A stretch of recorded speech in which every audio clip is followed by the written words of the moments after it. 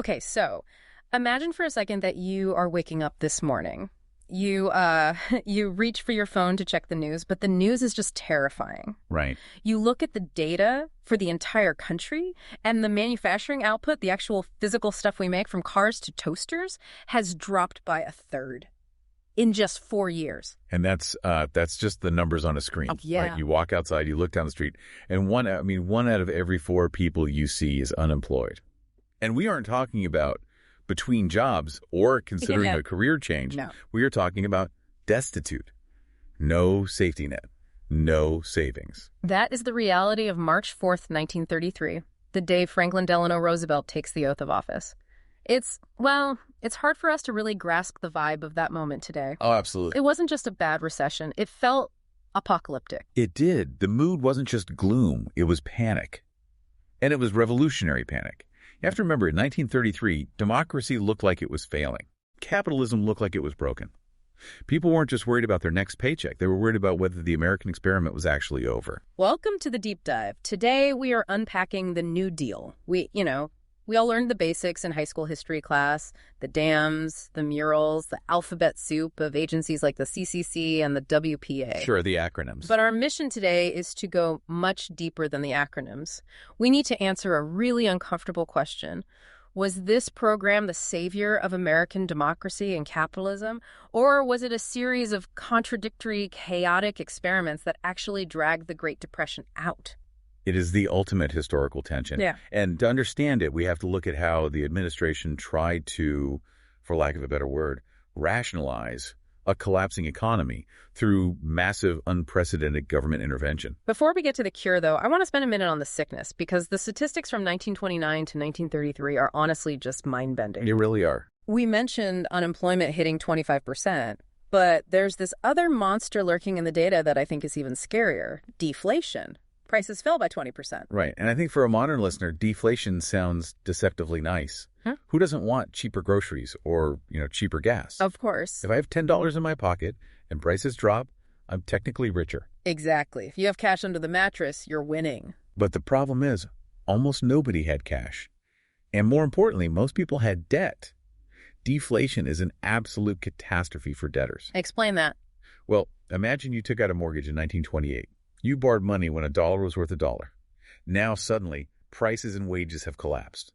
$1 is worth $2 in purchasing power. Oh, wow. Effectively, the real value of your debt has doubled, but your income has vanished. That is a terrifying squeeze. It is, and it paralyzes the economy. Nobody buys anything today because it will be cheaper tomorrow, and nobody can pay their debts. That's why we saw 844,000 non-farm mortgages face foreclosure. It's a spiral. And the human toll of that spiral is just heartbreaking. We aren't just talking about stockbrokers jumping out of windows. We're talking about farmers in Montana watching their wheat rot in the fields. It cost more to harvest it than they could sell it for. That's the insanity of it. That is the absurdity of the Depression. People in the cities were starving, and farmers were letting food rot because the market mechanism had completely broken down. The psychological state of the country was pure fear. I read this quote from Joseph P. Kennedy Sr., JFK's dad, one of the richest men in America. Yeah. He said he would be willing to part with half his wealth just to be sure he could keep the other half safe under law and order. That's how close the rich thought we were to anarchy. State governors were declaring bank holidays, which sounds like a nice long weekend, but it actually meant they were authorizing banks to lock their doors so you couldn't get your own money out. So into this absolute chaos steps FDR. And he brings with him this concept of a New Deal. Right. Which I was surprised to learn wasn't even his phrase originally. No, it wasn't. It's one of those great accidents of history. It was coined by an economist and advisor named Stuart Chase, who wrote an article for the New Republic called A New Deal. Just an article title. Yeah, and FDR speechwriter Samuel Rosenman just kind of tossed it into the acceptance speech at the last minute because he needed a snappy closer. So it wasn't some grand philosophical slogan. Not at all. It was an editorial throwaway that became the defining brand of the 20th century. So FDR takes office, the clock starts ticking on the legendary first 100 days. This is basically the emergency room phase of the presidency. Precisely. The patient the U.S. economy is coding. The administration isn't thinking about long-term philosophy yet.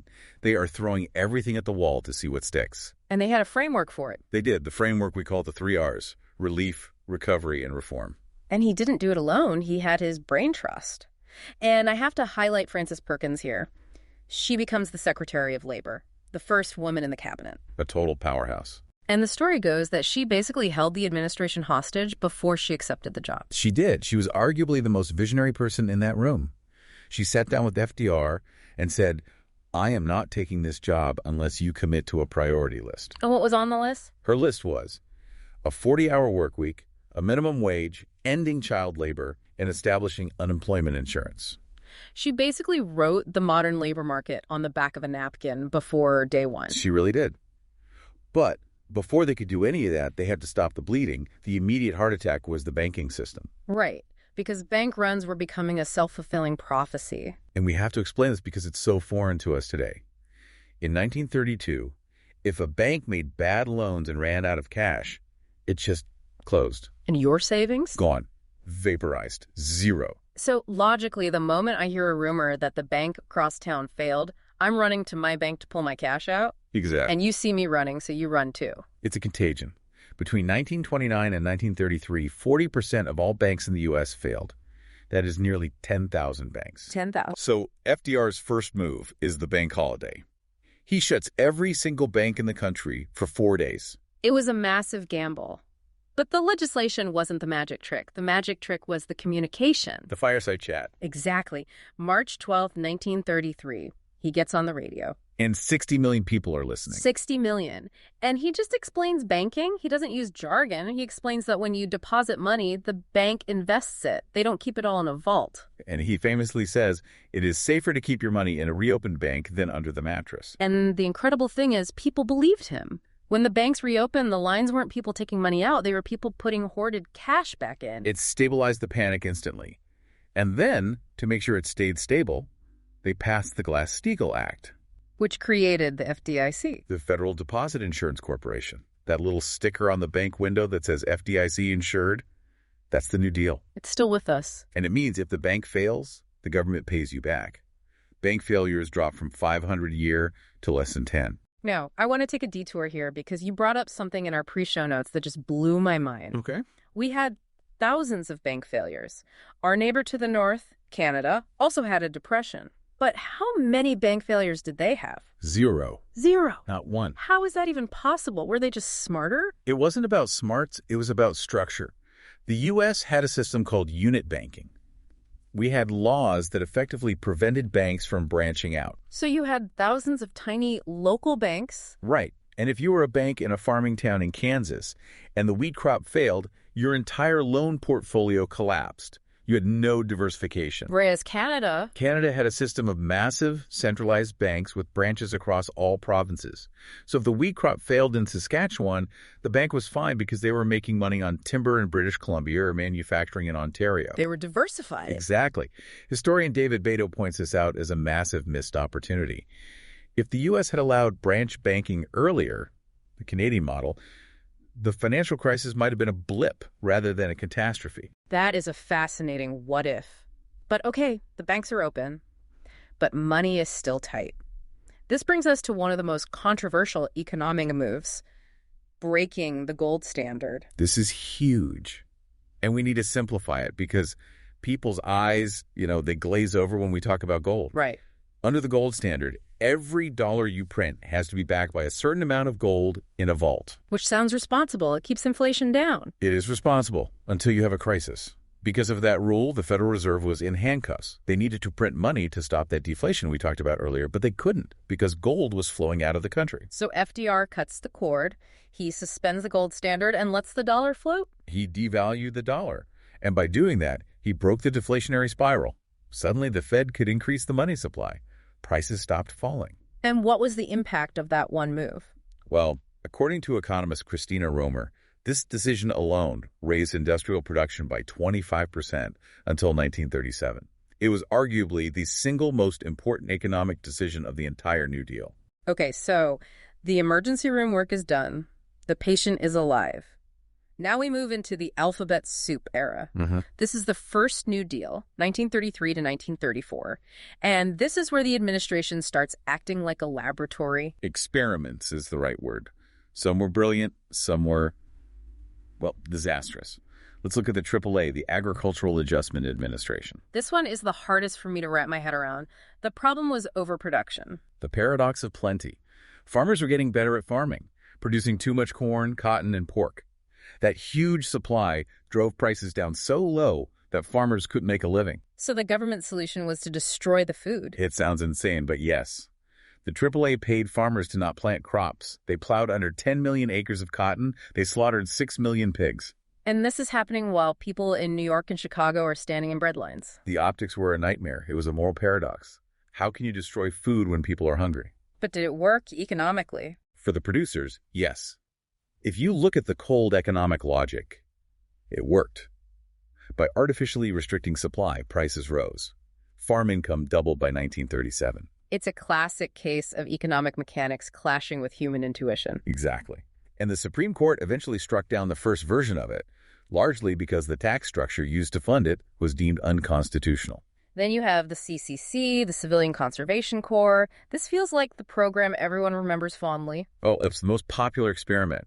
You have millions of young men aged 18 to 25, unemployed, restless, wandering the country. A dangerous demographic. Very dangerous for social stability. So you shipped them to the woods. Literally. It was run by the Army. Very militaristic. Reveille at dawn, barracks life. But instead of fighting a war, they were fighting soil erosion. They planted 3 billion trees.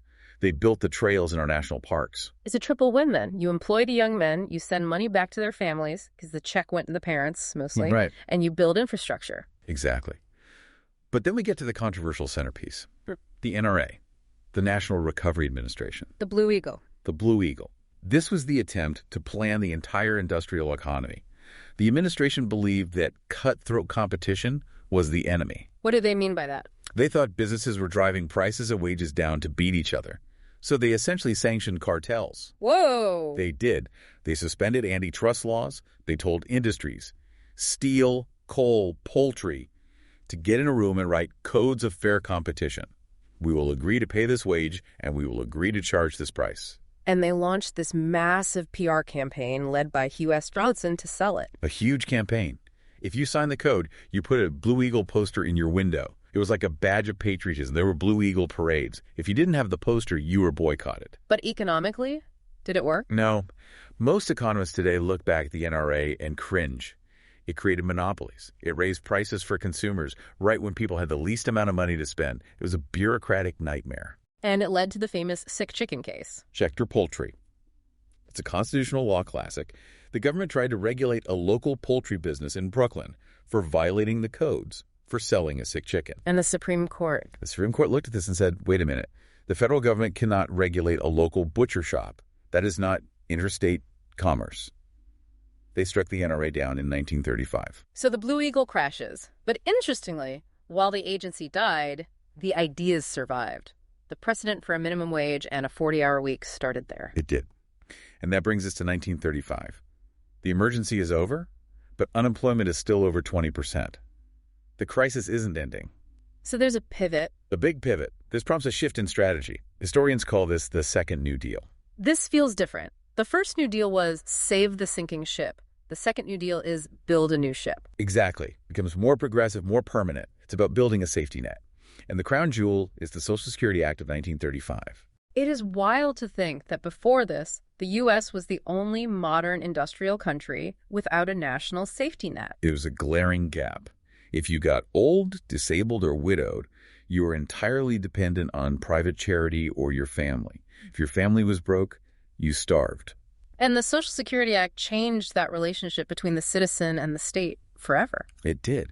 Now, FDR had a very specific strategy for funding this. He insisted on payroll taxes.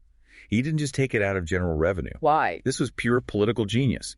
He famously said, we put those payroll contributions there so as to give the contributors a legal, moral, and political right to collect their pensions. He wanted us to feel like we bought it. He wanted it to be a property right, not a handout. He said, with those taxes in there, no damn politician can ever scrap my Social Security program. And he was right. It's the third rail of American politics. You touch it, you die politically. Alongside this, we see the WPA, the Works Progress Administration. This is the big infrastructure push. The scale is staggering.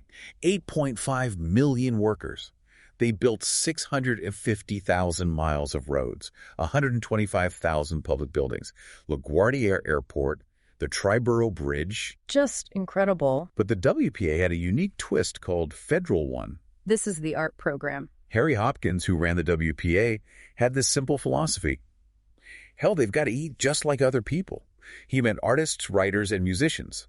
So the government hired them. It's amazing they hired writers to create state guidebooks. They hired painters to paint murals in post offices. It was a recognition that labor isn't just sweating with a shovel. Culture is labor, too.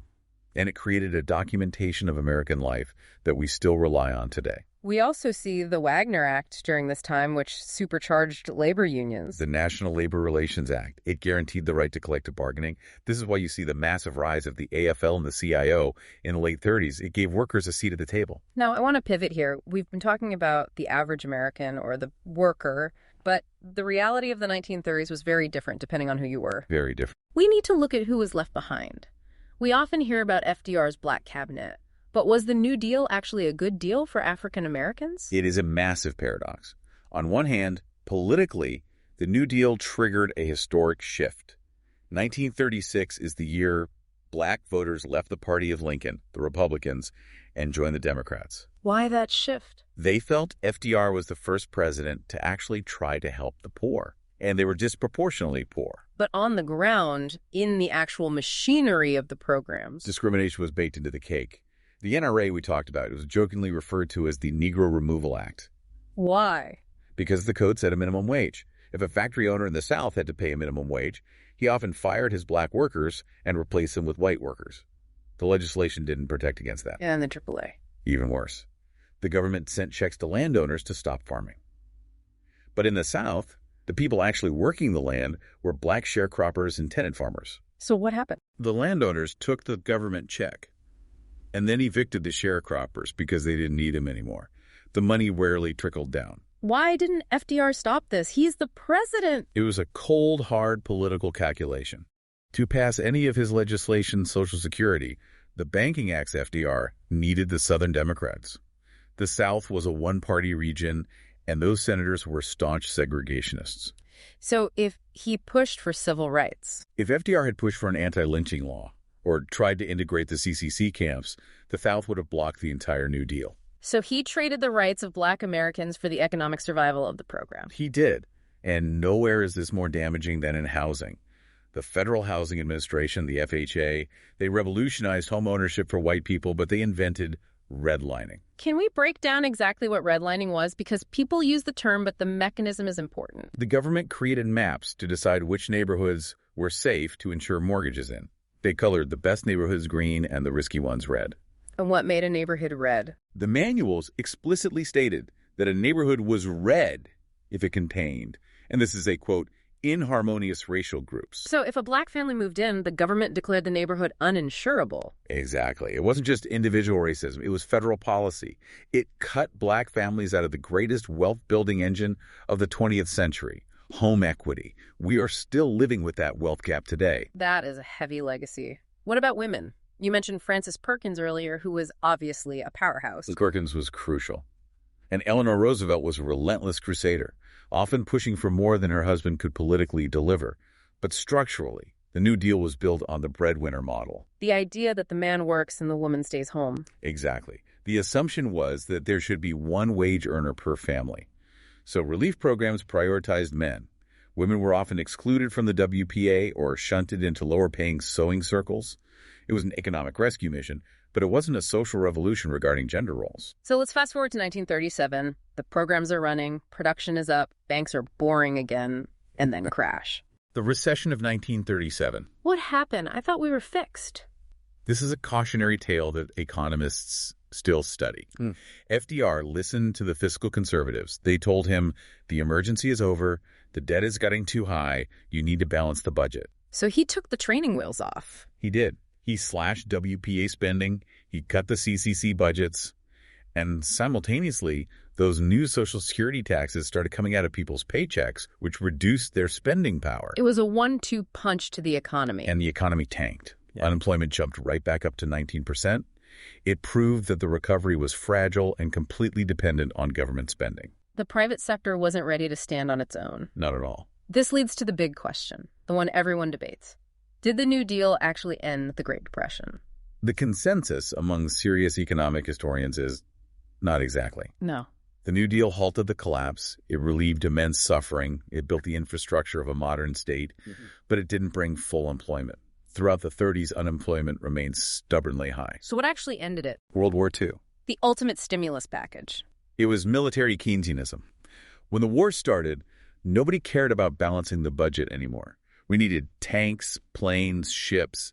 The government spent astronomical amounts of money. And factories ran 247. If you could breathe, you had a job. That massive injection of spending finally doubled the GNP and ended the Depression. So, looking back at the theories, why couldn't the New Deal get out on its own? Well, it depends on who you ask. If you ask the Keynesians, they say the New Deal spending was just too small. The deficits averaged about 3.7%. To fix a hole that big, FDR needed to spend way more like he eventually did in the war. And the monetarists, people like Milton Friedman. They view it differently. Friedman argued that the Depression was largely caused by the Federal Reserve's failure to manage the money supply. He'd say the New Deal relief was good charity, but the price and wage controls, like the NRA, actually interfered with the market and made it harder for businesses to hire people. And then there's the real business cycle theory. Which is the most critical? Studies like Cole and Ohanian argue that New Deal policies might have prolonged the Depression by 7 years by preventing labor markets from clearing naturally. Meaning they kept wages artificially high. Right. Though critics would say that letting the market clear naturally implies letting millions of people starve until wages drop low enough to be profitable, which is a tough sell in a democracy. So as we wrap this up, let's look at the legacy. When we step back, how did the New Deal change America? It transformed the government from a distant observer into an active participant in your life. Before 1933, the federal government delivered the mail and defended the border. And that was about it. After 1933, the government guaranteed your bank account, provided your electricity, paved your road, and sent you a pension check. It established the principle that the government has a responsibility to rehabilitate and preserve human resources. Exactly. And physically, it is stamped on the American landscape. If you drive over a bridge, visit a state park, or turn on a light switch in rural Tennessee, you are interacting with the New Deal. And politically, it created the New Deal coalition. It realigned American politics for 30 years. It brought together labor unions, blue-collar workers, minorities, and white Southerners groups that often didn't get along under the Democratic umbrella. So here is my final thought for the listener to chew on. We often think of the New Deal as this big, liberal, left-wing revolution. Right. But some historians argue it was actually a conservative movement in disguise. It's a provocative idea, but I think it holds water.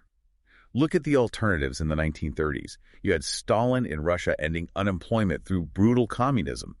You had Hitler in Germany stabilizing the economy through fascism. Democracy was looking pretty weak. The New Deal didn't succumb to either.